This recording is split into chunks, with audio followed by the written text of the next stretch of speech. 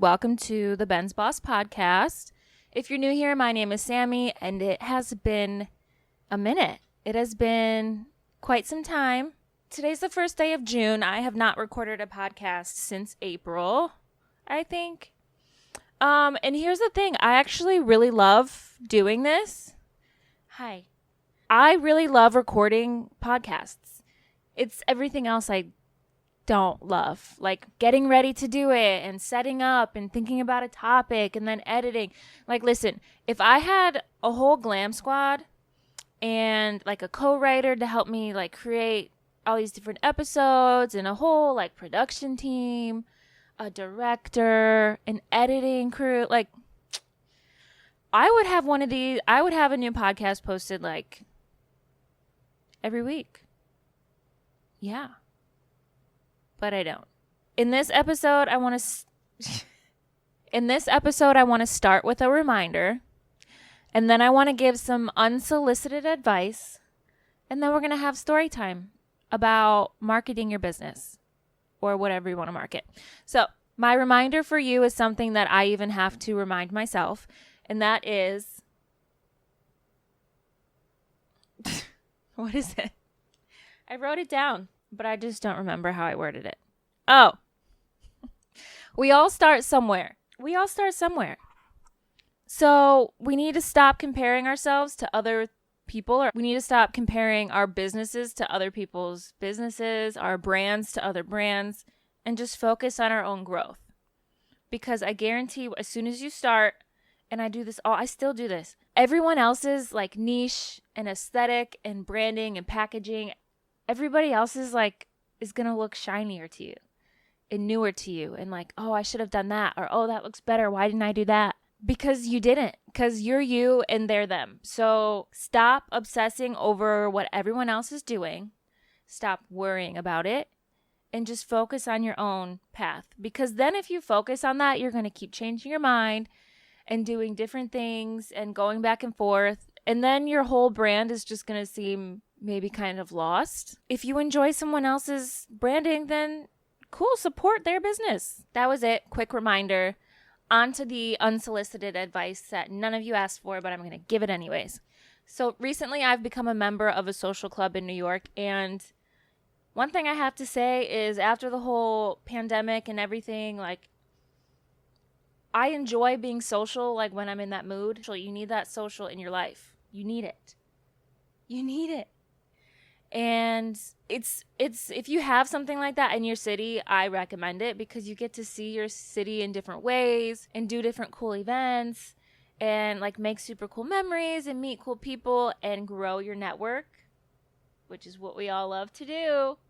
So I recommend it. The advice I want to give is kind of just something my friends and I have noticed from going to these events. The conversations with people are so much better when you don't feel like you're being interviewed. Hey, what's your name? How long have you been a member? Is this your first event? What other events have you been to? Are you going to? Do you like art? Are you from New York? Like, just when they're kind of more authentic like that, when people immediately lead with, what's your name? Oh, nice to meet you. What do you do? Like, no, stop that. Like, we all want to know what we do, but you don't need to lead with that. This isn't like speed interviewing or anything like that. Like, this is like, we're all here to get out of the house and do something different and enjoy the city we live in. And I get that these social events are for networking, but like, don't go around acting like it's a speed interview. Just relax. Okay.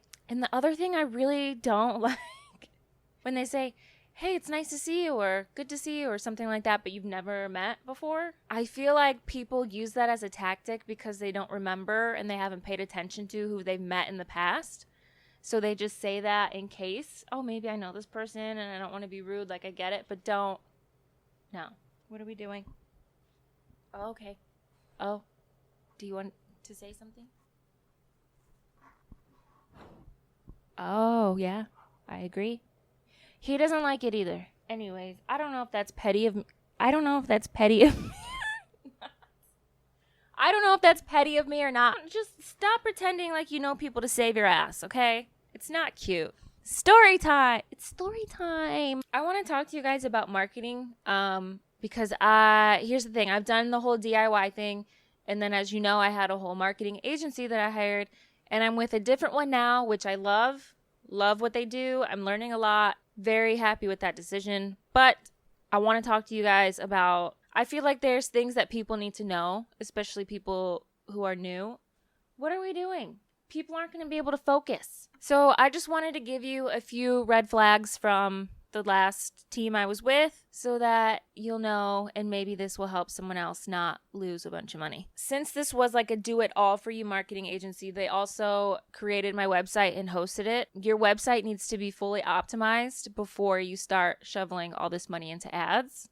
Because if you're putting all this money into your ads and then people are coming to your website and it's not optimized for them to want to buy anything or easy for them to buy anything or enticing enough, like they're just going to leave after a few seconds, and that's not good. The thing with my old site is that it was not fully optimized. It was built and then ads were run. Now, they came to me with ideas to optimize it, but everything else was an add-on. Oh, this will be another $600. This will be another $300 for little things that like are free on Shopify. So I was like, wait a minute. Where do you want me to get that money from? I'm not making any sales from your ads yet. And if you're with a team or if you do it yourself or whatever, if you have one person, everyone, including you, needs to make sure your website is fully optimized before you start putting tons of money into your ads. And it's easy to do. You can use AI to help you. You can just read simple whatever step things on Google to figure out how and what is most important. Am I rambling? I'm sorry. So then you run the ads. If you know how to do it yourself and you're good at it, great. If you don't, have someone teach you. Or if you just trust somebody to completely do it, then trust them, whatever. Whatever you decide to do, now you have good ads running. Here are some numbers that I talked with my recent team about.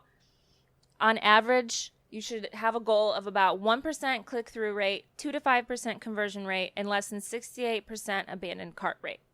Now, if you don't have those things, you need to make some changes, obviously. And the thing is, your marketing team might not necessarily be to blame. Maybe it's something else. But they should be talking to you about this. They should be bringing it up. Hey, we're not meeting these numbers. We're not meeting these goals. Something else that I also learned from this current team was if your ads reach a certain amount spent without any sales, turn them off. My other team just kept everything running. Everything was running and money was just going, and no one was talking to me about what needed to be changed or what the numbers were. They just assumed. I looked at them and thought, this looks good. So there needs to be transparency. Not every marketing team or person is going to be a hold your hand kind of person, and that's fine. These are just things you need to know. Bring it up to them if they don't bring it up to you.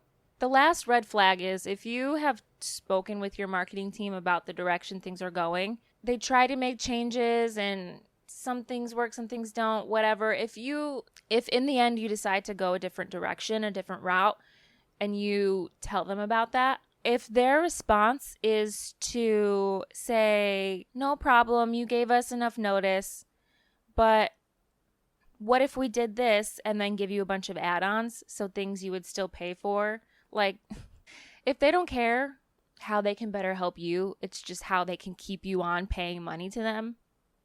No, just bounce. Don't even say thanks for your time, thanks for whatever. Obviously, don't burn any bridges. He's so over this. Is that my cue? I'm literally almost done. I have like 3 more things to say. It's going to take time. There's going to be a lot of trial and error with like what content works best for your ads and what really gets people wanting to buy, which I love UGC videos, by the way, user-generated content. You can make your own. You can hire influencers or content creators to make them for you, but they're authentic. It's a little bit different than just like the people posting a picture with your product or something. It's them actually, you're giving them a script, but it's not scripted. Like, they make it their own. They do their own thing. And when people see that in the ads, when people see real people and telling them why they should buy something, it's like, oh, okay, I should buy that. But back to the whole trial and error thing. yeah, it'll take some time, but don't spend months. Like, it's not going to take months for you to decide that one ad is not working. It'll take maybe like a week or two. And then if they're not working, shut them off and try something else. That is all I had. First of all, I will try not to wait so long between doing these podcasts. And second, I will try to interview people more because I really like that. Do you want to be on my podcast? That is all. Would you like to say anything? He says goodbye. Thank you so much for watching. Like and subscribe and share. And if you didn't like anything I said, you could at least like it for Pete. Okay. And goodbye.